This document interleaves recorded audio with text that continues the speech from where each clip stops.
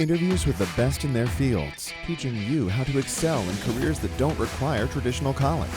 You're listening to the College Alternative Podcast. Insider tips and advice, straight from the experts. And now, here is your host, James Christian. All right, thanks for tuning in to the College Alternative Podcast. Today's episode is number 6, and we're talking with Ben Tailor out of CrossFit 9 to 5, which is in San Antonio, Texas. Today, he's talking about how he started up his company, how he markets his gym, how he's growing his gym community, and all the nuts and bolts like the size of his facility, how he's getting equipment, how he's financing, how he's doing his accounting work. So if you're ever wondering on how to open up a gym, this is the episode to listen to. So enjoy, guys. Later. Hello and welcome to the College Alternative Podcast, the podcast that teaches you how to excel in careers that don't require traditional college. So today we have Ben Tailor, who is the co-owner, along with your wife, right? Sure. Yeah, with my wife. Okay, cool. Of CrossFit 9 to 5 out of San Antonio, Texas, the northern part there. So how you doing, Ben? Doing all right. It's hot, it's sweaty, but I figured doing this in the box would be a great way to do it. So, so we're just going to start seeing bands of sweat pouring off your forehead here as the conversation moves along here. That's why we're doing this in high definition, folks. So why don't you tell us a little bit about your background? all right. So my background's kind of a mix of a lot of things from a sports perspective. I started swimming, I don't know, probably 6 months old when my mom dunked me in the pool and I survived, so she kept me going. And I did competitive swimming from age 7 to roughly around, the end of high school, and almost went into college and did it, but decided differently. Did track, played baseball. I even wrestled a year. That was a miserable experience, but it was a lot of fun. And then, ended up lifting and doing powerlifting for a long time. I competed a couple times, but a lot of it was just, with my friends in their garage and basement. And, we just loved to lift and hang out. And then in college, I ended up, just basically working out to deal with stress and survive engineering and some stuff like that, which was an interesting experience in and of itself. And then afterwards, that's kind of when we got into CrossFit. It's like, after college, trying to figure out what to do, that I found this and I have not looked back since. It's kind of ridiculous. But. So did you got a mechanical engineering degree then? Yes, sir. Yeah, I went to LaTerna University in Longview, Texas. Spent some time in a much hotter, more humid place in San Antonio. I was there for about 5 years, and then I moved to Tyler, Texas for 2 years. And just from a background perspective, I guess that's where I started CrossFit. I actually got a job, really needed to make some extra money to pay off loans, and got a job coaching CrossFit. After trying it one day, it annihilated me, and then ended up just falling in love with it. And after being in Tyler for 2 years, I got transferred from my job to San Antonio, and in the process met my wife. Actually met her through CrossFit, which is a much longer story, but we came down here and decided that this is something we wanted to start, and we've been there ever since. So okay, so let's talk a little bit about your gym here. Who are you guys catering to? Is it for the general public, or are you targeting a specific group? Who are you all targeting here? I think honestly the coolest thing about CrossFit is it's for everyone. We honestly don't have, and most marketers would slap me for saying this, but we don't really have anybody that we actually specifically target. I will coach anybody and anyone who comes to the door. I think one of the coolest things for me, at least, is seeing 60-year-old athletes working alongside 15-year-old athletes working alongside doctors, engineers, plumbers, people who are doing who knows what. But we cater to basically everyone. We have a lot of families. We've got some single people. We've got people who are in and out. I mean, you were here for a month and took off or whatever, and there's a lot of different people, which is makes it kind of fun. Mm-hmm. I think that's cool. That is the cool thing about CrossFit, though, too. I mean, you've got people who are morbidly obese that you're able to adapt exercises to, and you're able to see that weight drop dramatically. Oh yeah. And then what? You've got elite athletes now that are doing CrossFit, like seriously crazy ripped dudes that are doing phenomenal stuff. Yeah, it's pretty incredible. I think that, you see the Rich Fronings of the world and the Matt Frasers, and you're looking at that going, what on earth? How am I going to ever do that? But, at the same time, I think that the CrossFit Games is such a neat way to highlight what CrossFit can do with a lot of discipline and a lot of athletic ability. But at the same time, one of my favorite things is seeing our best athletes working out alongside our newest athletes, or the people who are struggling the most and trying to learn. Because I think there's something about that when you're working alongside somebody who's very good at it, and you're just starting, you're watching them and you're like, you know what, I can do this. And you keep up with them and they encourage you, and they're standing there, cheering you on as you finish, which is also awesome. And it ends up creating a really cool atmosphere for people. Yeah. Who do you think is more inspired by whom? The guy who's watching the 300-pound guy go through the workout, or? It's I mean, to be honest, without sugarcoating it, like, the competitors are pretty cool. They're fun to watch, and it's neat to see. I mean, you watch the CrossFit Games, and it blows your mind every time. But I think personally, from a coaching perspective, I get more excited from the people who I have a guy who I remember he could barely do sit-ups and barely run 100 meters without stopping.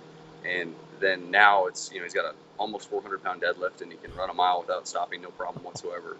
But that kind of stuff is just incredible, right? So I think us as coaches, and then you see more elite athletes, I think seeing the people struggling through and learning and improving their lives, and I mean, people working out pregnant and stuff like that, that's the most encouraging thing, I think, from a coaching or an athlete perspective.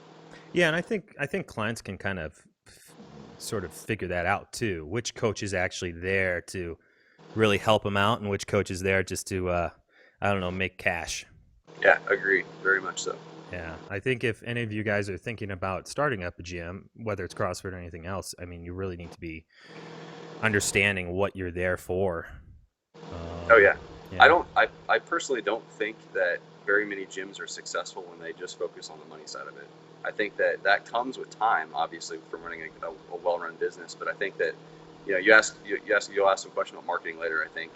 But seeing the difference of what happens in people's lives, and watching them change, watching them like come in and they're scared the first few days, and then a couple weeks later they're getting all excited about it, and then you kind of catch them and you're like, hey, you're kind of liking this stuff, right? This is awesome. That's where the reward comes in. And there's days, we'll talk about it later, but there's plenty of times where you're like, man, this is tough, this is ridiculous. And it's like, you're going through employee stuff and dealing with people, and you get athletes who come and go, but the stuff that gets you through and helps your business grow and helps you stay motivated is seeing the changes in those athletes' lives. That's the cool stuff. Mm-hmm. So how long has CrossFit 9 to 5 been around in San Antonio there?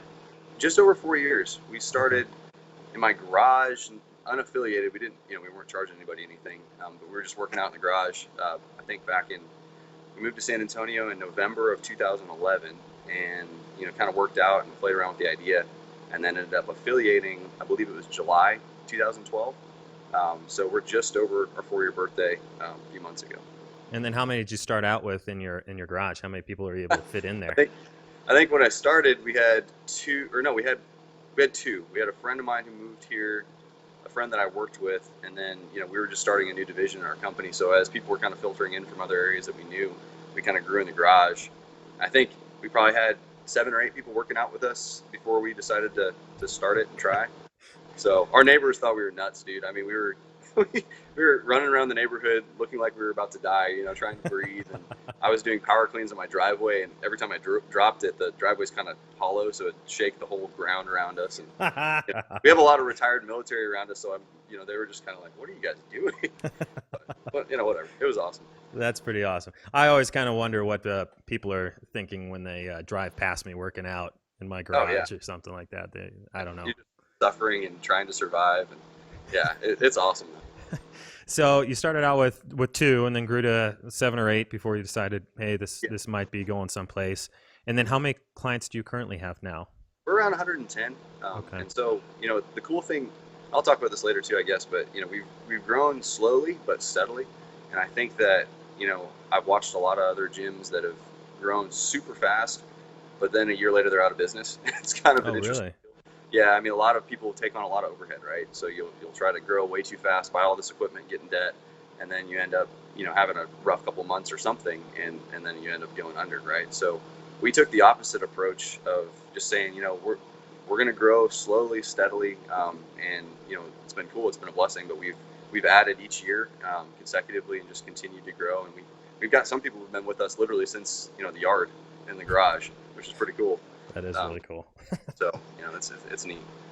And then I would assume the same thing is with your instructors, though, too, growing them gradually. And do you typically, for you specifically, do you like kind of grooming instructors from your clientele, or do you hire off-site, so to speak? I think we do a mix. So if we're going to get a newer coach, one that doesn't have much experience or any at all, I prefer that they stay in the community for a little while and work out and kind of get to know people and get to know CrossFit in general. For me, I had very little actual CrossFit experience before I started coaching. I think I probably had 4 or 6 months, something like that. But a lot of fitness background experience. Mm-hmm. But I think that it also, there's benefit of hiring outside. We actually just hired our first full-time coach, I think about a month ago, and he's been with us for I think around a year and a half.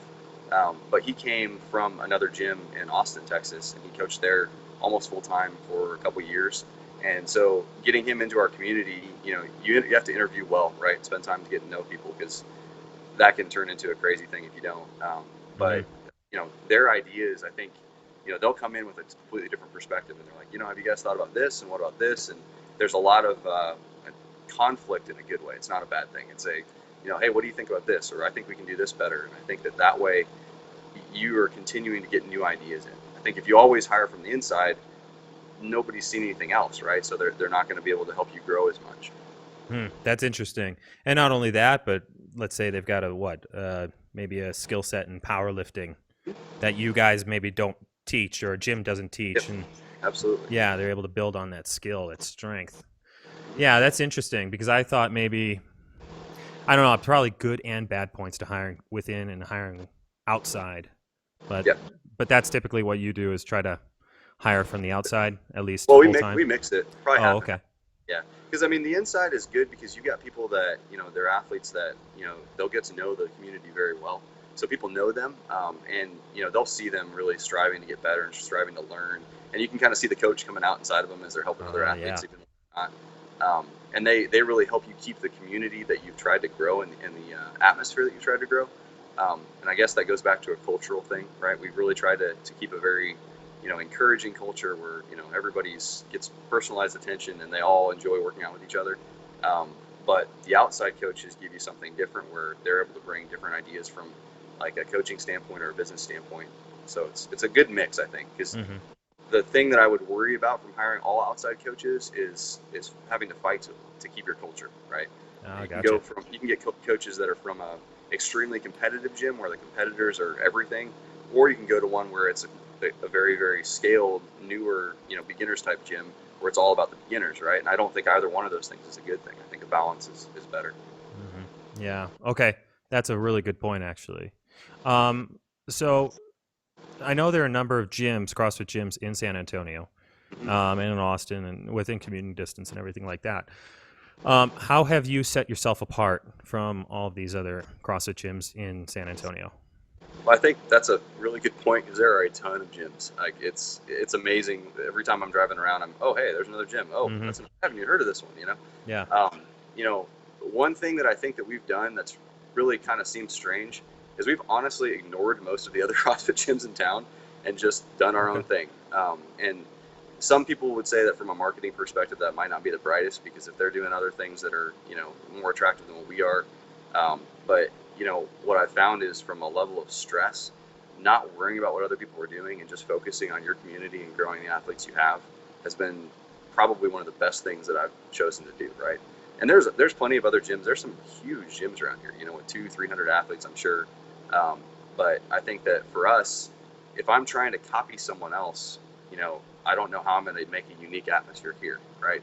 So I think that there's something to be said about, we'll watch gyms like NorCal and what do you want to call it, CrossFit New England, and some of these huge gyms that have been around for a long time, and even CrossFit Santa Cruz, one of the first ones ever, and just watch their programs and watch their programming and watch the YouTube videos that some of them post, and we've gathered some really good ideas from them.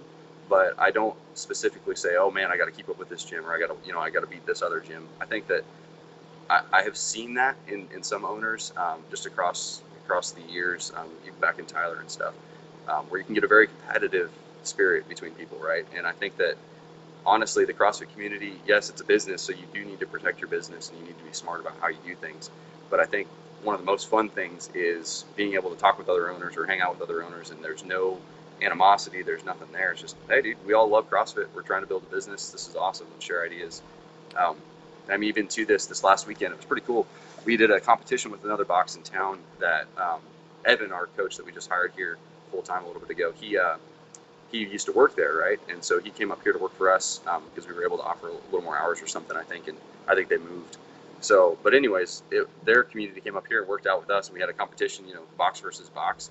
But it was probably one of the most fun competitions we've done in a long time because all of their athletes were super cool. They're all encouraging. Our athletes were too, and we all got along really well. Like no animosity whatsoever, about boxes. It was just two boxes coming together and enjoying working out. Mm-hmm. So I think that, getting back to your point of how do you make yourself different, I think that a lot of people can get caught up with watching other people around them, right? And they get caught up with worrying about, oh, this person's growing or expanding or doing this or whatever, and you lose sight of your goal, right? And you lose sight of your purpose. So for us, our mission statement, we finally kind of nailed it down about a year ago, was, improving lives through, it was fitness, accountability, and community, right? And, they always say that it's kind of cheesy, like you need to have a mission statement or whatever. But I listened to a couple business podcasts kind of like this, right? And they suggested doing that. And I think that more than the statement, it actually made me really think about why we do what we do. And by doing that, I think that we've been able to guide our coaches, guide our athletes. Diana and I have, kind of been able, especially being a husband and wife in business, I can get a little interesting sometimes, right? There's differing opinions, and it is what it is. But, she's been a huge place of support, for me especially. But her understanding and me understanding and our coaches understanding that we're doing this like to help people, and through those three ways, right? Then that has allowed us to really create an environment where people, I think, and I hope they all feel like they get really personalized attention. They're like, I know all my athletes. I know when whether they want me to or not, usually I can figure out when stuff's going on in their personal life and when things are going on with their diet. That's the one they get mad about. When I know they've been eating bad, I'll bother them about it. But, it's like each of these athletes, and you've grown a relationship with, and they're not just a number and they're not just a paycheck, right? They're actual people. And I think that, Diana and I's goal has been to just use the gifts that God's given us to make a difference, Mm-hmm. So I think setting ourselves apart, that's how we do it, is personalized, relationships. Yeah, and I think it's important to understand the trends of your industry, Yeah, but I mean, if you're always chasing somebody, you're always going to be second place too. Yep. Michael Yep. Phelps doesn't, he knows what other people are doing, but he's not chasing their program. He's doing his own program, and Yep. other business owners aren't chasing other people, the ones that are first. They're doing their own thing. So I think that's huge, and I think that's a really good point. Yeah. So for a business owner, a CrossFit gym owner, what's your typical day look like? How early do you wake up, first of all? Yeah, that's the ridiculous part. So, I've got a full-time job. I work 40 hours a week. Well, 40 hours a week, right? It's usually 50 or 60, depending on what's going on. But, with CrossFit, I wake up at 4:45, sometimes 4:50 if it's a rough morning, right? And then I get up, grab some yogurt, grab some vitamins, grab some water, and run off to the gym. And I've got my 5:15 class from 5:15 to 6:15. And that's I look forward to that class every day. So guys, everybody thinks I'm crazy because I enjoy getting up that early, but I think it sets up my day right. I get in here, the 5:15 class, and if they ever watch this, they'll probably rip on me later, but they're kind of crazy. Like they're a little bit different.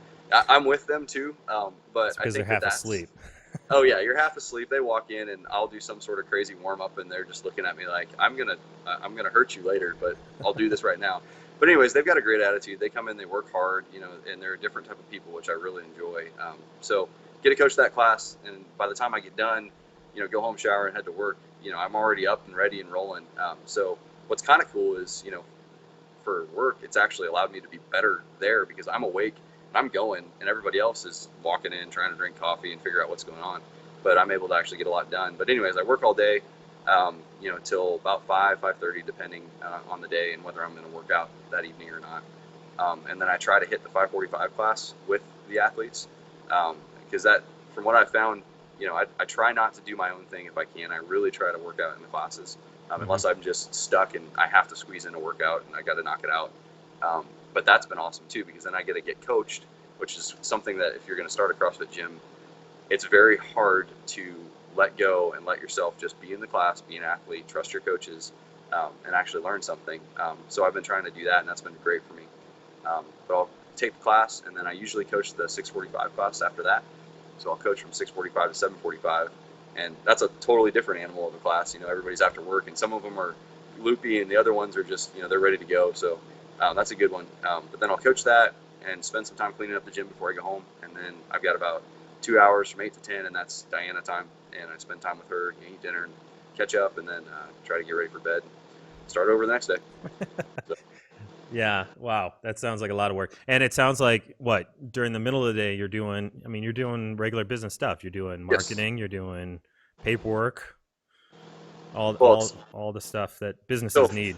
Yeah. So from the business side, actually, I don't do that during the week, believe it or not, because I've got my full-time job, right? So I switch my brain off at 7:30 and I go, I'm engineering all day, right? And then after that, when I head out, usually it's like, I get in trouble for this sometimes, but I'll catch up on email sometimes when I get home at about 8. But mostly I really try to pack it all in on Saturdays. So, my Saturday morning I get up at, 8, try to get to the gym at 8:30, do some cleaning and usually work out with whoever's there because we'll have open gym. And then if we don't have an event, then I'll usually head home or grab lunch, and then I spend 3 or 4 hours on Saturday catching up with emails, checking on bank accounts, everything, all that stuff, dealing with taxes or CPA, just walking through all the normal business stuff, right? Mm-hmm. And then I also do, I check our programming. I try to program a long time in advance, but I'll check that for the week and make sure it makes sense, adjust that, and then you got all of your normal box stuff like, okay, we got to get the blog updated, send out an email to the coaches, make sure they know what's going on, anything that's going on that week or has happened that last week, I try to update them on, and then we go from there. So, this being said, you're probably looking at how busy that is. Having another coach now that's full-time has been a huge blessing, huge deal. Mm-hmm. It's especially for me, it's been kind of like all right, I will survive. This is good. But you don't start out like that. You got to work on adrenaline and caffeine. Yeah, no, you do not survive. I think that surviving the day of being a CrossFit owner is prioritizing and scheduling, right? Scheduling. If you just let it run you, it doesn't work, right? So I live and die by my calendar, and I make to-do lists like crazy. My wife will tell you I've got whiteboards all over the place I'm writing on, trying to make sure I get things done. But that really, once I figured that out for the first year or two, okay, here's when I do things, here's when I work on bills, here's when I do my programming, here's when I do this. That's made a huge difference in surviving. So. Mm-hmm. Yeah, I think as the years progress or the months progress, I'm sure it becomes a routine, mm-hmm. and you get more efficient at it. So those first few weeks, months of it taking hours, yeah, you can reduce that. So that's good. Cool. Yeah, and I think being able to let some of it go and say, what, we're gonna hire a CPA. Let's budget for that, and they're gonna handle our taxes. They're gonna handle everything. That has been amazing. And then even now, we're starting to get more admin type stuff. So like the retail side of things, it's like we're having one of our coaches do some of that and do the processing of that. And just little stuff like that of offloading the things where you're not as effective, I think has been really important. Mm-hmm. Mm-hmm. Hiring people, I think, is a big thing because it does free up your time to be able to go on and grow the business. Yeah, it's hard too. I mean, I've talked to some other people in different businesses. It's really hard to trust people with your baby, if that makes sense. Mm-hmm. Where hey, I know I'm going to do everything I can to do it right, but hiring people, when you have great people, it's still hard to say, okay, you're going to own that. I'm going to trust you to do it, and I'll advise where I can. But I think that that's something I've learned at work. My direct boss is a lot like that. He gives us a lot of responsibility. He says, you'll figure it out. I trust you to do it. If we got questions, we go to them. So I'm trying to do that here as well, where it's just that, our coaches are pretty autonomous. They can do what they need to do. And, this last weekend, Evan planned the entire event and did everything, and he did a phenomenal job. Nice. So it's cool to see, them kind of grow into that. Yeah. And I think employees do respect that from employers as well. Is they appreciate, hey, my boss, trusts me and gives me responsibilities rather than treats me like a baby, Yeah.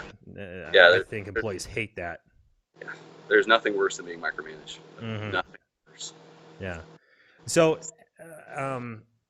I also found out that you've got some pretty good news here. You guys have been so successful here. You guys are planning on moving into a new facility here Yes, pretty sir. soon. Yeah. Yeah.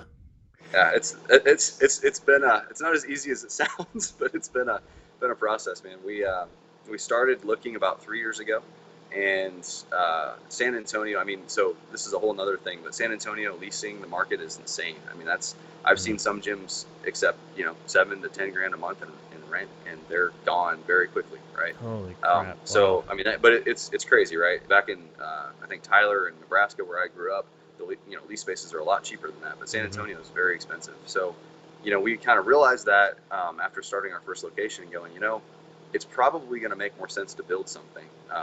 But the problem was we didn't realize how long it would actually take.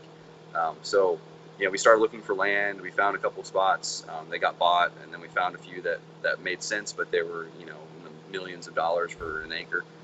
Just crazy stuff, right? So, Wow. for us, even it just doesn't make sense to do something like that. So we finally poked around. We found a piece of land. It made perfect sense. The price was right. It got bought out from under us, and we're going, man, really? This is awesome. So, anyways, 6 months later, we were able to get in contact with the person who bought that, and they priced it up a little bit, but they were actually pretty reasonable with the markup that they gave us, and we bought it back from them. So that was pretty cool to get. I was pretty amazed that it actually happened. But we bought some land. It's about a mile from our original location, so it kept our current client base happy. And then we started the whole permitting process, and that was something I didn't expect at all. I mean, it took us, I think we've been working on permitting, designing, and dealing with the city for almost a year, I think. Oh, man. Wow. So it's just crazy. So, anyways, that depending on where they're at, some owners might not have to deal with that. But if you're in San Antonio, building is a lot more than you would expect up front. But yes, we're about to move, and I think that we started broke ground. I haven't even announced this yet, so whatever. But we broke ground about a week ago. And started pulling up trees and leveling some of the ground out, and we should be. I believe we'll probably be moving in about 4 to 6 months is the goal. So Okay. a huge deal for us right now. So you broke that big news first on College Alternative Podcast. Yeah, for sure. Yeah, hopefully this thing won't air for about a week, so I can actually announce it. But yeah. Yeah, don't worry. It won't be for a couple weeks. I trust you with that. I'll trust you with that secret. It's all good. Nice. Is there any future plans besides this building this new facility? What are you Are you planning on doing anything more or bigger than this big move? What are your future plans?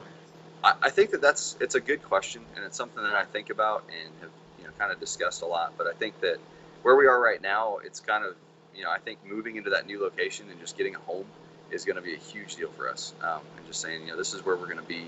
It's kind of crazy because it's a lot more permanent. So there's kind of a hard swallow of, man, we can't just let our lease end and close up shop if we ever wanted to. We're stuck. Mm-hmm. And it's cool, but it's one of those things that you have to really think about. But I think that for right now, we're probably just going to focus on that location. I've seen a lot of gyms, a lot of boxes do multiple locations. I know there's one in Tyler that's had 5 or 6 locations, I think, and they've done really well. It's kind of cool. I think they do like a multi-owner type setup where each person kind of runs each little deal under the same brand. I know CrossFit NorCal has done that as well, and they've been very successful. But I think that my goal is right now is just to get that new location set up and running as smoothly as possible. Get people there from a coaching staff perspective that are solid and really professional. And then from there, I don't know. It's kind of you asked a question and some of the preliminary questions about a business plan. And when we started, it was kind of like, well, I don't know. Let's see if it happens, right? So, yeah. Did you ever develop a business plan? Did you ever feel like that was necessary? Yeah, we did. I mean, so when we first started looking into purchasing land, talking with banks, they're like, "Do you have a business plan?" And I'm going, I probably should do that. So, about a year in, I put one together and put a lot of time into it, and just kind of ran numbers on what we expected growth to be and stuff. And it was I think it was kind of an eye-opening experience because you get in there and you actually put numbers to things, and it's going, okay, this is what we need to do, and this is how we need to grow. Especially from now that we've got a full-time employee and then hopefully more soon, you've got people and families that are relying on you, right? It's not just me and Diana where we can close it down and it won't really affect us that much. But I think that having a plan and understanding your cash flow, understanding your overhead, especially, I don't think I can mention that more enough. The overhead thing is a big deal. So understanding what you're getting into, what your responsibilities are, the business plan has really helped. And I know it's annoying, and I guarantee that most owners are going to be like, I don't want to do it, but I think it's a really good data point for you. Yeah, and I think banks do require it for financing too. Yeah, don't they do. Yeah. Yeah, Okay. absolutely. So, I mean, that's a big thing. I don't know. I'm mixed about business plans. It's great because it's an actual plan, but I think probably what helped you is you did this business plan kind of midway through when you were developing, so you almost already had some numbers to go by. Yeah, and so like starting the business, I think this is something that's really important for owners to know if they're going to start this up. Is it's almost like you need a test run. Mm-hmm. So what we did when we signed our lease, we actually signed a year lease, a really short lease, and we talked them into a 2-year option. So it gave us a chance to say, okay, is this thing going to work, or are we just nuts? And then that way we weren't, we didn't get into a ton of debt when we started. We bought what equipment we could and kind of grew slowly, right? Like I mentioned earlier. But that first year was a great chance for us to see if it made sense, if we wanted to do this. And then by then you have enough data to say, okay, this is how much it's kind of costing to run. This is how much money we're making. What do I need to do? And then we signed our 2-year option from there and went. So. Yeah, that's a big thing, is those numbers, because sometimes it's just, you're just starting out. It's almost like you're just grabbing numbers from thin air, like where are you getting these numbers from? That's awesome that you already had data points. Yeah, it was really helpful. Yeah. So when you were first starting out, when you had this plan and you're ready, set, go, did everything go according to plan? Is everything going according to plan here? Your 5 and 10 year, benchmarks? I think it's been kind of crazy, actually. So, I mean, I don't think anything's ever going to go as planned. I mean, to be perfectly honest, and if it does, you're just lucky. You always have to be prepared to react and to flex and to be very, what do you want to call it, flexible with what you do. Because I think a lot of people, like I said, you see them sign up for all this responsibility, 5-year, 7-year lease or something crazy like that. And when you add up how much money that is each month, that's something that could straight up bankrupt you very quickly if you're not careful. So I think as you get into it, leave yourself a lot of outs. Not that you'll need them, but that in case stuff goes wrong, you have the ability to do that. And it might even be say, hey, we need to pull out of this location. We're going to go somewhere else because this doesn't make sense, right? And that gives you flexibility. But for us, we were in that space for 3 years. And then we went month to month for a few months because we were trying to get built, and that just kept getting farther and farther out. We didn't know what to do. And our landlord, like I said, bad things happen, right? He jacked up our rent by 30% and then started talking about how he's going to keep raising it. And, it was a really, really not fun situation. So luckily months, because we were on month to month and we weren't stuck in a lease with the guy, we were able to move, and we moved into a temporary location where we are now. And that's where you actually visited. Yeah. It's a cool spot. It's a little smaller than where we were, but it's right down the street from our property. So it allowed us to get into that market and then move. But we were able to do all this stuff because we signed short leases and we kept them short. So. Well, that's a good way to lose a tenant. Oh yeah, absolutely. Let me jack up your prices ridiculously high. Yeah. Well, and his spot sat open for probably 4 or 5 months. So it was just kind of like, man, that's what it is. Well, I also think, any business owner is going to come up with problems that maybe seem insurmountable, until you get a good night's sleep and get a good think on. As far as, you're not going to survive if you can't, adapt and problem solve, right? Yeah. Well, and even from a budgeting standpoint, when he jacked up our rent, we were going, oh man, okay, well, what do we do? And we was able to say, hey, we'll budget it in, we'll deal with it, and we'll find a place to go, right away. And then being able to say, okay, this makes sense, run everything out for the new lease, and then off we went. So that was helpful. Yeah. So switching it up here a little bit, I know we talked a little bit about marketing and things like that, but branding. CrossFit has its own brand, which they throw a lot of money into, which is great for individual gyms. But, talking about, how to differentiate yourself and everything like that, I think branding is huge too. So have you guys tried to develop a brand? And if so, how did you develop a brand for your gym? See, that's a really good question, because it's not something that we thought about much when we first started. We're just like, hey, we got a gym, we got a name, awesome, let's go. Mm-hmm. We had, a friend of Diana's make a logo for us, and that was about all that there was to branding, and then we focused on coaching and classes and all that stuff. But there is a huge amount of value to branding, I think, and I think we finally realized that over the last probably year and a half. We redid our logo to a lot more professional looking logo. The 925 stands out more. At the beginning, we had, and this is simple stuff, but at the beginning we had the CrossFit. I think this is actually very similar, but we had the CrossFit as a main part of this, and the 925 is kind of small, right? Mm-hmm. Our new logo has 925 is, huge, and you can almost barely see CrossFit. And that's not to, distance ourselves from CrossFit at all, because, we love the branding and what they've done and the science behind it. It's just, you need to be something that's recognizable, right? Where people are like, 925, okay, I know what that is. Mm-hmm. And so now, over the last year and a half, it's been kind of cool because I hear a lot more people referring to us as, oh yeah, 925, this and that. And I think that we also kind of came up with a tagline, which is kind of interesting because there's a presidential campaign that's using it now, and we're going, what? But our tagline was stronger together, right? And so that was interesting. So we're getting branding on a national scale, which is amazing. But anyways, that happened because we were thinking about, what is our purpose, right? And that's to help people. And you see that the community and the athletes and the coaches, by working out together, they're a whole lot stronger. They can deal with a lot of things. I mean, we've seen, crazy situations and health issues and all kinds of stuff. And because of the community of the box encouraging people and things like that, people have been able to say, hey, I got a lot of encouragement and support at the gym. So anyways, we got a tagline with that too, which was really cool. And we've just tried to get out more. Like we partnered with Whole Foods, which was a really big deal for us. Oh, okay. And we actually do workouts on their patio, a couple, like once a month or something like that. And we went and supported them with they had a kids foundation, so we had a day where we raised some money for them doing that. But that's been really neat, and I think just getting out into the community and helping has been a big deal. Do you glare at people that have ice cream in their carts as they walk past you? Or? No. If it's one of my athletes, they know. I won't say anything, but they know. But yeah, other people, we try not to condemn sweet things. We'll let them discover what it does to their workouts later. As I eat a gallon of ice cream in front of you as you're on the rower.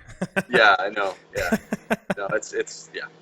Try to be nice about it. They'll learn eventually. I've always had the fantasy of the Navy SEALs at Coronado Beach. You just walk up to them and you just start eating a cheeseburger in front of them.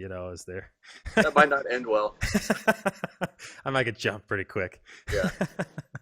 Well, that's actually pretty cool, though. The Whole Foods. Were you inspired by anybody to do that, or did you kind of just come up with that off the top of your head?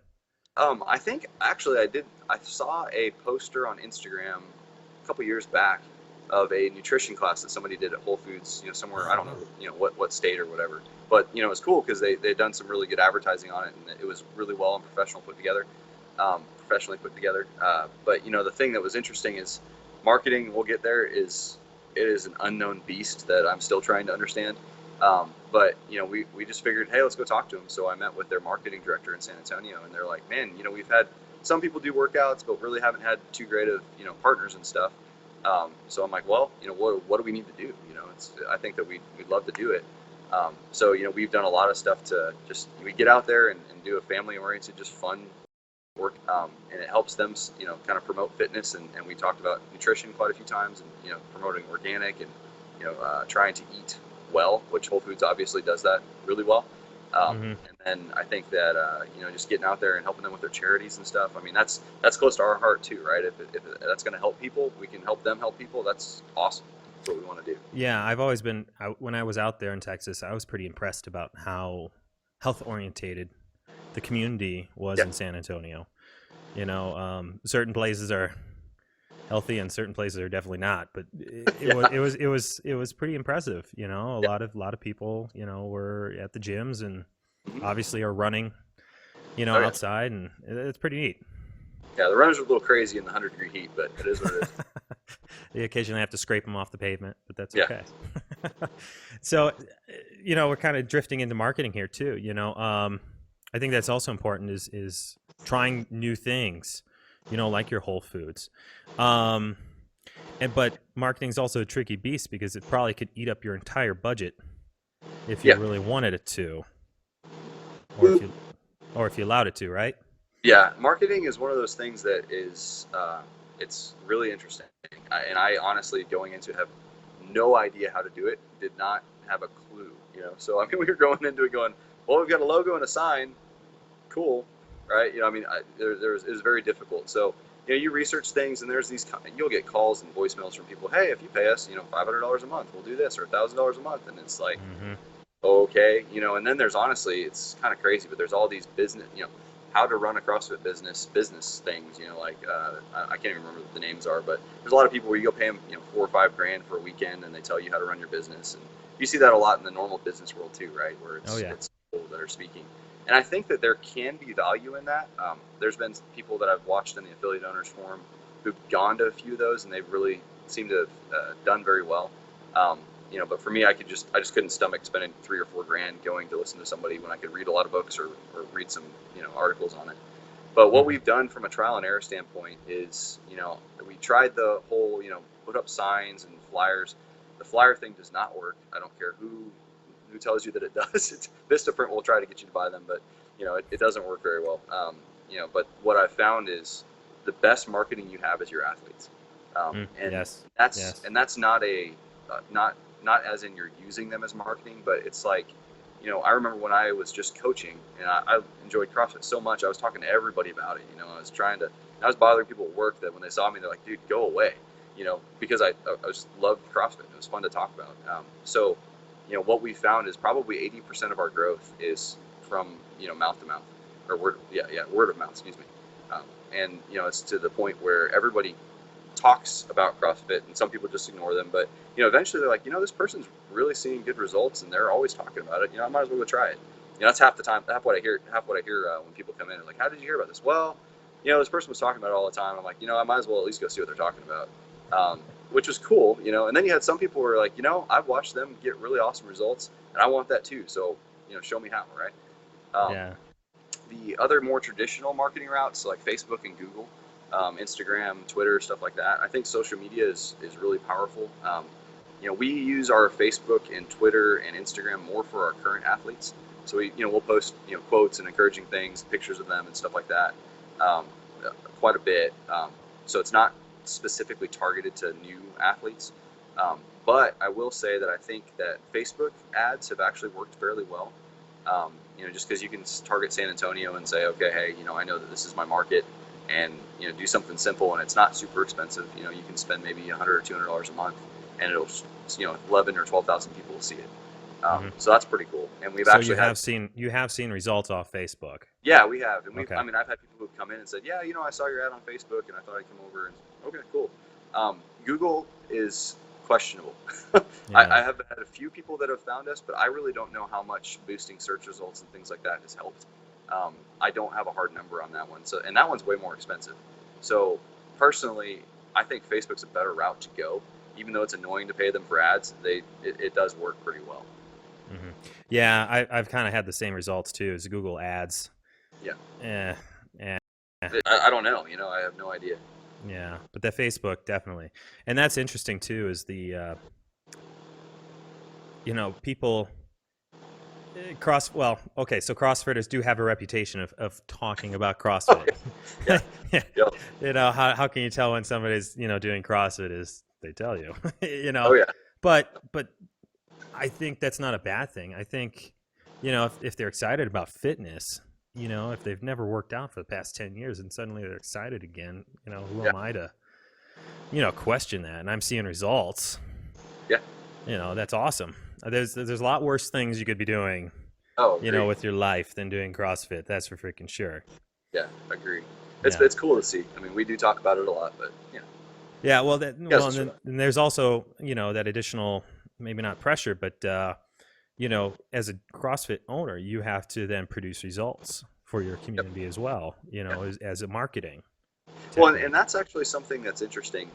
I think that goes back to focusing on having a quality program where you coach a lot. And I know that sounds really simple, but I've been to places and I've seen videos of places where people aren't coaching that much. So I think that to run a successful CrossFit business, you need to coach the mess out of your athletes.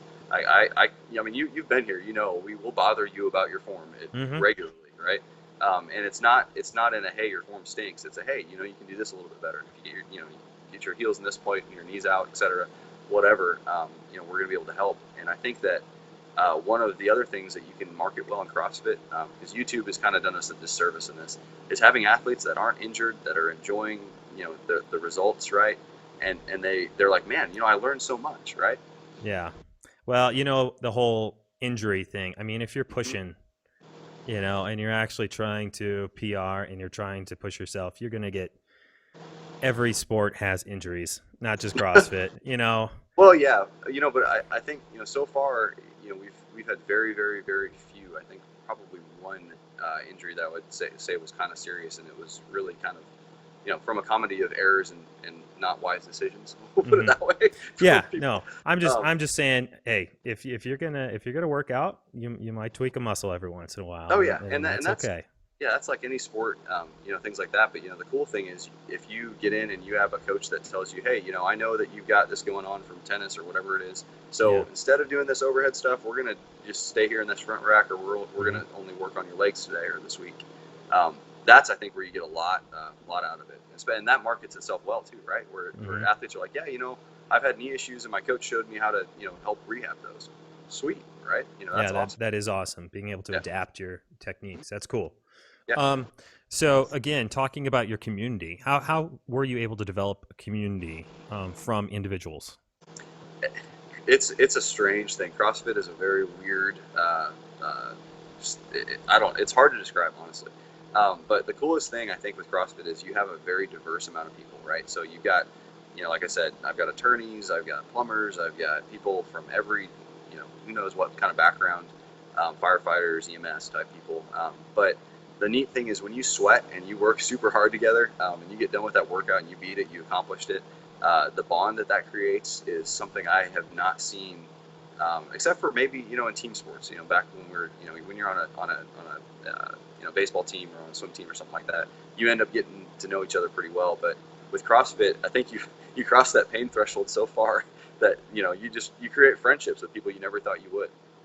So what's neat is I think each box, it has its own different community, right? It's got different sets of people, and they're all very unique. But one thing that is the same across all CrossFit boxes I've been to is it's always an encouraging atmosphere. People are they're high-fiving you for your PRs, and they're hey, you finished it, that's stinking awesome, or you're here, dude, that's awesome. That's amazing. And I think for us, what we've just done is, as people have had ideas, we've tried to take those ideas and run with them. So it's like, hey, I really like playing sand volleyball. We should do that sometime. Actually scheduling that and going and doing that, right? Or going bowling, or having a barbecue at the box, or what we like to do too is we all like to work out, right? So we'll have events where we might do like a fundraiser for this or that, or just come together and do a hero wad. Those are the best, because you get a bunch of people together and remember what those guys have sacrificed, and it's fun. It's enjoyable to be able to honor them with that, and come together as a community supporting it. So stuff like that. I mean, just doing whatever you can. I mean, any excuse to get everybody together, we'll do it. Yeah, correct me if I'm wrong here, but I thought I saw on your website too. Don't you have like a date night almost Yeah, thing? we do. Yes. Okay. We do. Yeah, it's kind of fun, and we actually, I think we have one scheduled coming up here soon. I probably need to make a Facebook announcement about that. But we'll get in here and we'll coach it, and Diana and I will coach it a lot of the times, where it's only for couples, right? And the idea is you can send your kids off to date, to whoever to watch them, and then you get a couple hours where you sweat together. You see a lot of stuff get worked out during date night, which is great. and then you also, you go hang out, have a beer and a burger and just relax and enjoy being together. That's pretty cool. We still haven't done the singles night thing yet. I'm not sure how I feel about it yet, but it could still be fun. Who knows? That is neat though. Again, just trying different things and seeing if it works, and plug away at it. That's neat. Kind of switching subjects here a little bit. For CrossFit gym owners, and this is probably one of the tougher things out there, is determining pricing. Yeah. For you guys, and I'm sure you can kind of go off your local community in terms of pricing a little bit, but how do you determine pricing for a gym, a CrossFit gym? Yeah, so it's a really interesting one. And I think we took a very interesting approach to it, and there's been a lot of places where they'll start out more with like personal training and then grow it into group classes, which I think is probably a good way to do it. What we did is we started out and just looking at I kind of looked at what a lot of other boxes were charging, and since we were just starting out, I'm going, we're gonna have stuff to figure out. I'm like, we'll give them a discount to start out with, and we started. I think we were like $120 a month when we first started, and that was when we literally just moved in, and so at that time you still have a lot of stuff from an admin perspective and just getting classes organized and coaching and things like that. So we were figuring things out, and then after we felt like we got kind of our act together on, okay, this is running, we know exactly how to get the blogs out and get the workouts posted and all that stuff. Then we raised our prices to $150 a month. And then, really what we've looked at is, as we have added coaches, and like having a full-time coach is, that's a big deal, right? And it's also a big cost too. But as we've made the program more professional, we've increased our prices slightly here and there. So we're $165 a month right now, and I think that's still pretty cheap in the San Antonio market. In Austin, $200 to $250 a month is pretty normal. Wow. But that's Austin, right? It's kind of crazy. But the debate that's gone through my mind lately has been very interesting, because it's like there's a lot of gyms that, and I'm not knocking this, but there's a lot of gyms that with their coaches, they'll just trade memberships for coaching, right? They're like, yeah, you can have a free membership, and if you coach for us or whatever, or you get places where they hire people, but they don't pay them very well, right? So then there's a lot of turnover, and their coaches are, well, I'm here for a little bit and then I'm gone, and so you don't get consistency. And I think that's probably the hardest thing for a CrossFit owner to swallow, is realizing what you're actually worth. Okay. And by saying that, I'm not saying, oh, you need to charge more people so you can make a bunch of money. I'm saying you need to understand what you need to charge to have a professional, long-lasting business. Yeah. Right. And that's it's hard, right? Because I mean, to be perfectly honest, if this thing would run by itself, I'd do it for free, because it's a blast. I mean, and that's the honest truth. But it's a business, and you have to run it as such. So, like when we move, we'll probably raise our prices to around $185 a month, something like that, and that's going to help support the building, right? And the new environment that they'll be able to work out in, and it's going to be a sweet, really nice space, about 3 times the space we have now, and you'll have a retail shop, an office, you'll have locker rooms. I mean, it'll be really nice, right? But in order to do that, you've got to support it with cash flow. So, I think that as you hire professional staff, and as you move from, this is working, but it's still kind of a baby business, to this needs to actually be a business and something that can support your family if needed, things like that. I think that you've got to charge what you're worth. So yeah, I think that's the most important thing, is being honest. Yeah. I mean, all too often, for a lot of people at least, unless you're Kanye West, you're modest, about your time, but your time is valuable. Oh yeah, agree. And that's I think the biggest dichotomy in an owner's brain. It's like, you want to help people, right? So you want it to be available to whoever, but the quality of coaching in the small class environment, you have to charge more for it, right? So the thing that's interesting too is we've taken a different approach, where we cap our classes at 12 people.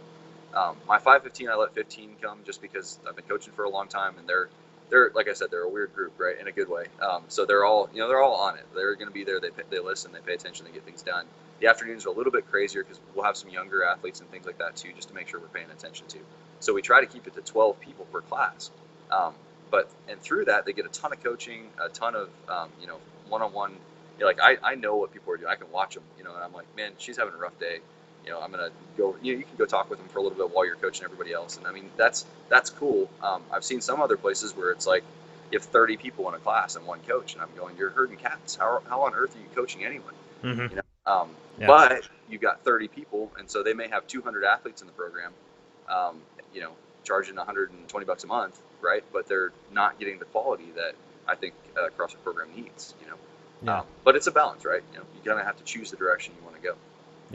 Yeah. Maybe those 200 people, they start losing, people over time too, and they start seeing that, that balance. Well, it'll eventually balance out, like you said. Yeah, absolutely. So moving on here, space kind of talked about how you're moving into a bigger space and things like that. As a CrossFit owner, as a gym owner, how do you determine how much space you really need and Well, pricing for all that? yeah, I mean, so that kind of goes along with what I was talking about on the pricing side. But one thing that's been very, very helpful, I mean, I can't stress that enough, has been that 12-person limit, right? Because we only need enough equipment for 12 people, right?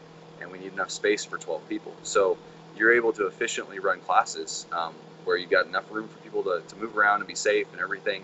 And the coach can also run around without getting knocked in the head with a barbell. But there's enough space that you can run that class well. I think that what happens a lot of the times is people are like, well, I got to fit more people. So they go to that 20 and 30 people in a class and they're like, man, I need a 7,000 square foot building. And it's just going, dude, you realize how much this is going to cost, right? And I think that I've seen a couple of gyms in San Antonio that had huge spaces, but they were out of business within a few years, right? Or they were in the swankiest retail space you could imagine and they were out of business within a couple of years. So I think that you have to be, like I said earlier on the overhead, you have to be very careful about saying, you know what? This is what we're going to do. If it's 12 or 15 people, maybe 20, whatever you decide, optimize for that size, and don't always think just because you have a bigger space that means you're a better gym. Keep it to what makes sense. Just because you have a bigger space, you're more successful. Yeah. That's actually, I think a lot of the times it can be the opposite. Yeah. Yeah. Good point. I mean, that's huge. That's a really good point. And as far as equipment is concerned, what are you seeing now? Are you seeing people come into your gym and they're expecting the latest and greatest, beautiful, pristine gear, or how do you deal with equipment issues? It's a really interesting one as well. So like you see the CrossFit Games, and that's usually after the CrossFit Games, everybody gets equipment happy, right? Yeah, everything's beautifully powder coated, and it's gorgeous. And then you got these things like 300-pound snails and whatever they were pushing around. You're like, I got to have one of those for the gym. Mm-hmm. Well, I usually have to make a few shopping carts and then delete them. And just say, it doesn't make sense. I don't need this. Or let them sit there for a little while and be like, do I really need those? Those are some sweet competition plates. No, probably don't. Everybody's fine. Mm-hmm. So I think what you have to do is, it's like with anything, right? Don't be emotional about it. Don't say, I want that, so I'm going to buy it. It's got to be, do we need this? So for us, we try to keep our barbells in good shape. We've got enough weights that everybody has plenty. I think honestly, athletes are much happier when your gym's clean. So, it's not so much about the equipment. As long as you've got enough barbells and enough, rings and things like that to deal with people. The extra stuff, it's fun. Like sleds are awesome. We've got one, I'd love to have more GHDs, but they take a ton of space. Yeah. We've got some Atlas stones. But you also have to look at things that, am I going to really trust people to be doing 140-pound Atlas stone, carries in the middle of a class with 12 people? No. Right, that's something that we're going to do, 1 or 2 on 1 and play around with out back, right? Mm-hmm. Are we going to push sleds around? That's something that, when we expand, absolutely. I think that those are great, right? We just don't have the space currently. But you also have to look at, I think, equipment needs to be tailored to your program and your coaching and your space. So if you don't have the room for it, don't clutter it up, man. I mean, you can do a lot. I mean, honestly, if you just have a barbell and a pull-up, a pull-up station, you can do a ton with that. Yeah. We did that for a long time. We only had a few sets of rings, and then we bought more rings and kind of added. But you don't need to have, you don't need that, whatever that thing was, the snail. You'll be fine without that. It looks cool, but. Yeah. Oh, yeah. It looks horrible. I mean, it looks like hell, but. Well, and then also, I mean, it probably depends on your clientele too, because sometimes like Rob, looking, at other trends too, like Robin Lynn Bailey, their new gym, they've got what looks to be like an underground garage that they converted over. It's just literally just cement and iron, and some guys totally dig that. So if your gym is going for the high end, that's great. If it's going for the the bare and Spartan sort of look, run with it. It's kind of part of your culture, I guess, and I think, the equipment that we have, I would love to have, a real nice set of competition plates to do some Olympic lifting classes, and that's probably going to happen in the future here. But yeah, I think it's kind of like, for me right now, it's just being smart with how much money we're spending and making sure that we're investing in the right spot, right? Because if you're not, you also kind of have to look at this as, is this new equipment going to help me keep current athletes and help me keep them in shape? Is it going to help me get new athletes? And if it's not, you probably don't need it, right? Yeah. So it's kind of a, what's the rate of return of what you're purchasing? Yeah. True. Just be honest with yourself and Yeah. don't run out of money. Yeah, that's a big deal, right? Okay, so let's say people are listening to this and they're interested, they're athletic, they are one to possibly pursue a career with a gym of some sort. What is the best way, in your experience, to that somebody can maybe gain experience to safely instruct other people? So it's not just a cert, right? I mean, you actually need the experience. Yeah. Well, that's the interesting thing about CrossFit is you technically could go for a weekend and go coach people, right? Yes. That is not and does not make you a good coach, right? Mm-hmm. I've seen plenty of people who've had their certs that it's like, oh my goodness. I've also seen plenty of people who don't have it and are phenomenal coaches, right? But I think what that goes back to is your ability to deal with people, right? Because if you can't communicate or deal with people, I don't care how much you know, it's not going to work, right? Yeah. But also is treating it professionally, right? I think that if you're like, yeah, man, I got my CrossFit, training, my level 1, whatever, and I'm going to go coach people, cool. And, oh, dude, let's deadlift 700 pounds. Like, man, I just started yesterday. If you're doing it where it's just a fun, whatever hobby that you don't take seriously, I don't think you should be doing it. I think that if you are like, hey, I have people who they count on me to be the expert in what I'm doing, and they count on me to keep them safe, right? So they're looking to me and say, hey, what do you think I should do today? And I'm going to give them my advice. And what I do that day, like, and I know this is kind of going serious with it, but that legitimately can affect them for the rest of their life. Mm-hmm. If I say, hey, yeah, you should go for that PR, and they sever something in their back, right? That's my fault, right? That's my responsibility. So I think that as you're getting started in it, treat it like it's a big responsibility, right? Go into it, learn as much as you can. The best thing I think that you can do is having either a mentor or somebody that you know is a great coach. I had that. If Chris ever watches this, I got to coach with him for a while. And we actually, at Premier CrossFit Tailor, that's where I started with Cooney and some, he was the owner there. But Chris and I programmed and coached, and he was a personal trainer for a long time before he got into CrossFit. But just, great personal skills, great coach. He was always looking out for the health of his athletes and going, man, this is crazy. We're not going to do that workout today. We're going to do this instead. We watching him and how he did things was actually a really, really big help for me as I was starting. So if you can get around good coaching, that's huge. The level 1 is awesome for that because you'll get in there and those coaches, I swear, you watch them, explain things. You're going, holy smokes, I am terrible at this. How do these guys do this? But they've coached so much, Yeah. Meanwhile, 6 years later, they can recite in their sleep. Yeah, they're absolute experts. But I think that, surrounding yourself by the best is the best thing you can do, or the best you can find. So if you were just to start a CrossFit gym, personally, I would say go coach for at least a year before you do that, right? And then that gets you into the atmosphere and saying, hey, is this something I really want to do? I've realized how much it takes to coach all these people, and you've got the emotional stress of people coming and leaving and going and staying and, just dealing with that. I think that solidifies if it is something you want to do, say, hey, dude, this is awesome. I love it. And then B, if you can talk to the owner, right, and understand their struggles, because there's always struggles as owners, right? But understand from a business side of, is this something I want to get into and have to deal with the business side, or do I just enjoy coaching, right? I think that's a really good way to start. Yeah. Okay. And then any other certifications? Now you mentioned level 1.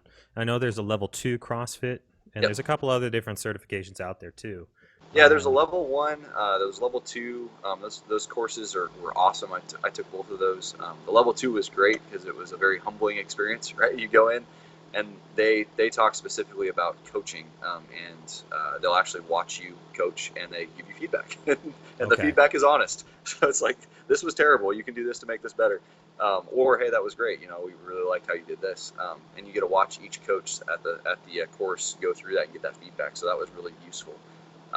But personally, I would say that you'd want to take that after about a year of coaching. So what's cool is if let's say you went the route of, I'm going to go coach for a really good gym and try to learn what I can. By the time you're done after a year and a half, and you're wanting to start your own, as long as you let the owner know that that's your plan, by the way, that's a big deal. Let them know that you're planning on doing that. But then go take the level 2, and you'll kind of think, oh yeah, I've got coaching figured out, and then you're like, no, I don't. So level 2 is more like your professional development. Yes, exactly. Okay. And it's 2 days of focused coaching advice. It's awesome, and they go through pretty in-depth on programming too as well. So that helps you understand how to lay out the workouts well. And then I've done the CrossFit Mobility seminar. That was awesome. And the competitors course, that was really cool. I don't know if you know Chris Spieler, Matt Chan. Yeah. Probably heard those names. Yeah. So I was lucky enough to get in them and have them coach it, right? Wow. Okay. So that was really cool to see. But that was a great course, understanding how to deal with competitors and those who want to take CrossFit to the sports side. And then I just recently, about 6 months ago, did the gymnastics cert, which was amazing. I mean, that was, you never think that gymnastics can smoke you, but 8 hours a day for 2 days, cool. All you need to do is watch the Olympic men and see them do an iron cross, and you're like, oh my God. Yeah, absolutely. That was really cool. Those muscle ups aren't even rated on a difficulty level. No, it's not even part of it. It's just how they get up. Whatever. And we're going, dude, I just got a muscle up. This is awesome. But yeah, I did the CrossFit Gymnastics cert, which was amazing. And then there are a lot. CrossFit has, I mean, almost an infinite amount of different certifications you can do. So kind of my suggestion to myself has been, I want to take something every 6 to 9 months, and just continue to do that. Because, the cool thing is, as you do that, it gets you more excited about CrossFit too, because you're learning something. You're like, oh man, and you see these awesome coaches, and you bring it back, and then your athletes get mad at you for the crazy warm-ups that you brought back, and it's all good. Is there any other outside certifications that you look at, like nutritional or any kind of like powerlifting certifications out there? There are. I mean, I know that there's the Olympic certifications. There's also, I think OPEX has some, like from a coaching perspective. There's quite a few different places that have their own type of certification or seminars, but I think the best thing you can do is expose yourself to as much of it as possible, right? Mm-hmm. Personally, I really enjoy the science behind CrossFit and how that they've laid everything out.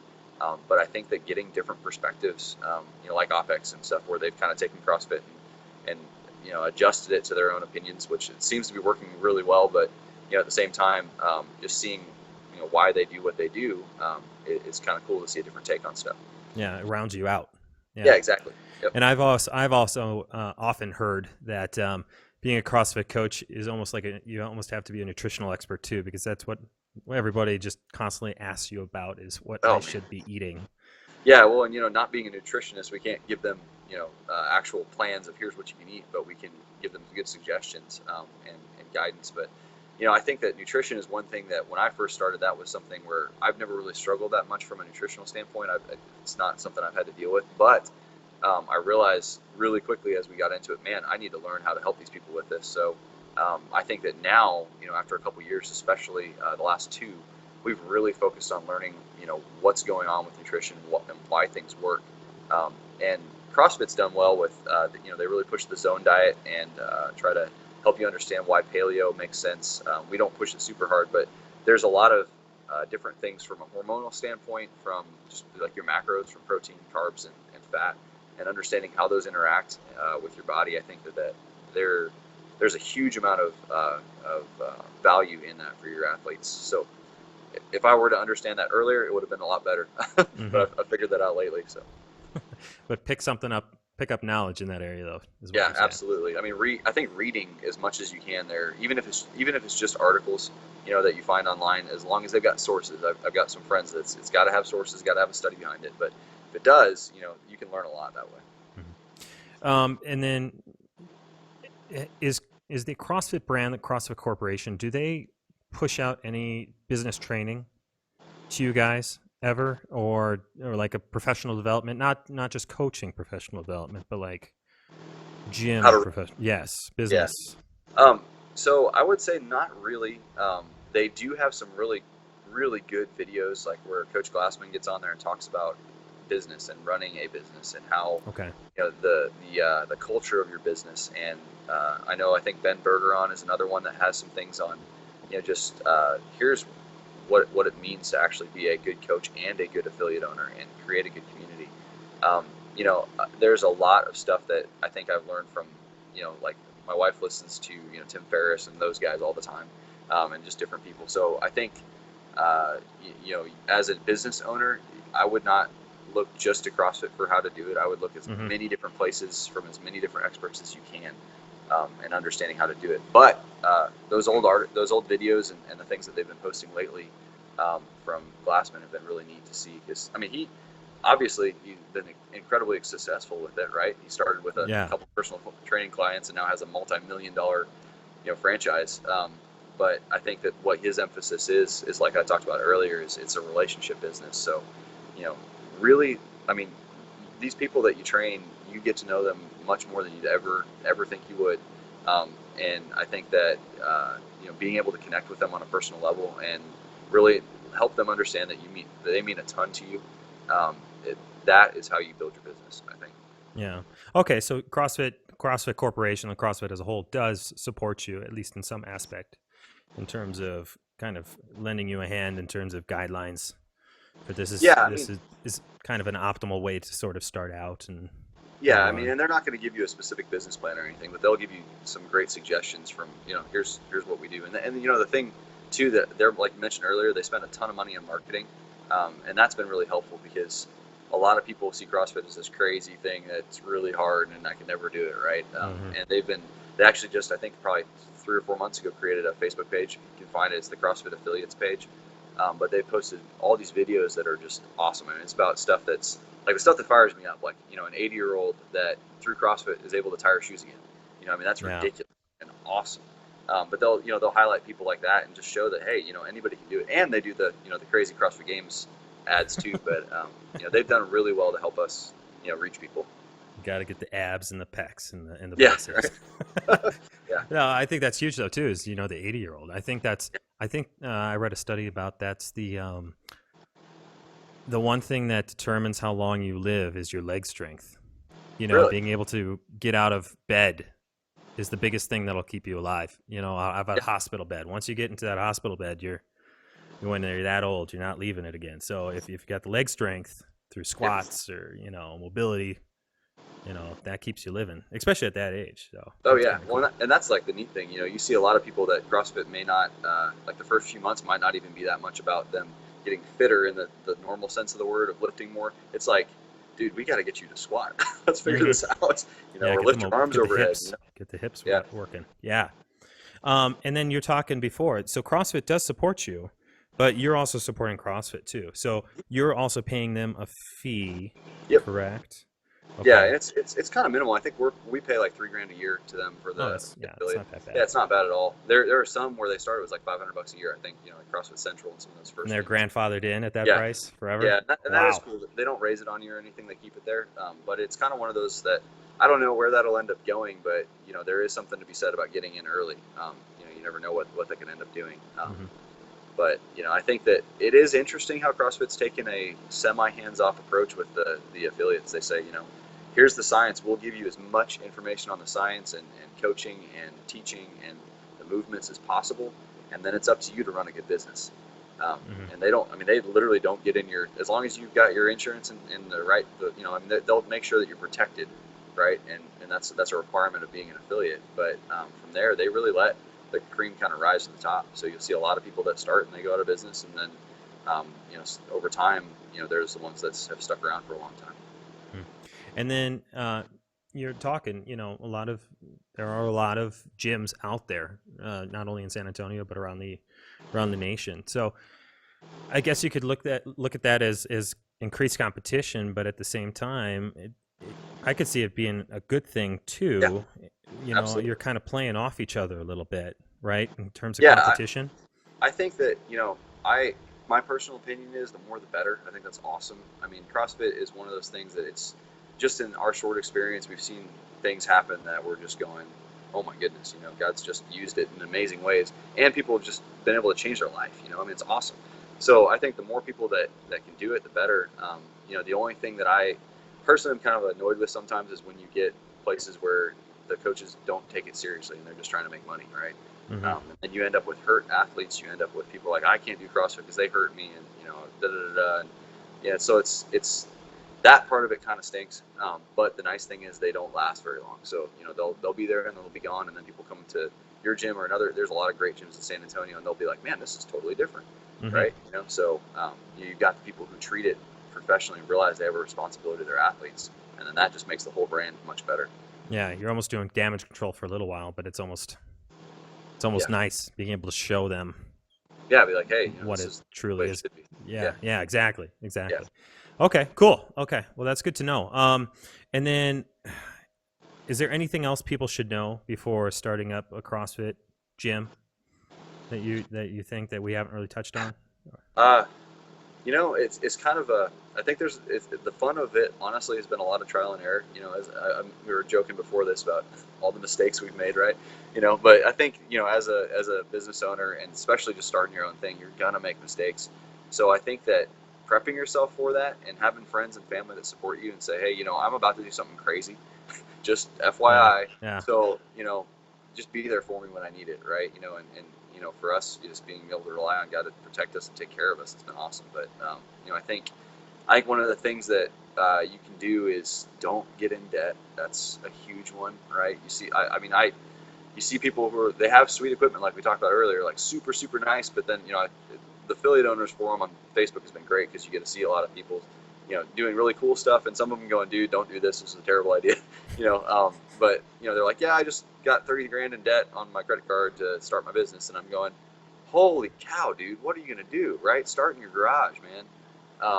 But I think that don't bite off more than you can chew is the best advice, and don't worry about what the people are doing around you. Don't worry about the gym next door. Just do your thing, do it smart, make wise decisions, and that's what will get you there. Mm-hmm. And then Ben comes along and then picks up that all that equipment at a reduced price. That's actually kind of funny because I remember we went to one that closed a little while ago, and there's like 3 or 4 different other box owners that are buying equipment. They're like, hey, dude, it's garage sale, whatever. No, but that's huge though. Take your time, develop yourself. Yeah, absolutely. Yeah, it's a big deal. That's a very big thing. Yeah, everything takes time. Yeah, and it's like if you let your ego get in the way and say, man, I've got to keep up with these guys, then you'll just run yourself in the ground, instead of actually doing well. Yeah. Good things come to people who wait and develop themselves. Yeah. And yeah. And I think that there's a lot of mistakes to be made that you need to learn from while you're going through that process. When you don't have as much money on the line. Exactly. Yeah, exactly. That's huge. Okay, well, cool. Ben, if anybody wants to check out your gym in the San Antonio area or is traveling to San Antonio, like myself, how can they get a hold of you, contact you, sign up for classes?